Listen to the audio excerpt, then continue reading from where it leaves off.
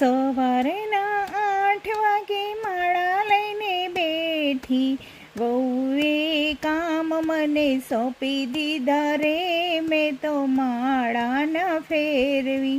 જુવાની ઝપાટો મારી ગઈ રે, મેં તો માળા ન ફેરવી.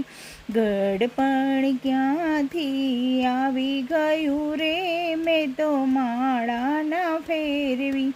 સવારના 9 વાગે માળા લઈને બેઠી, સવારના 9 વાગે માળા લઈને બેઠી.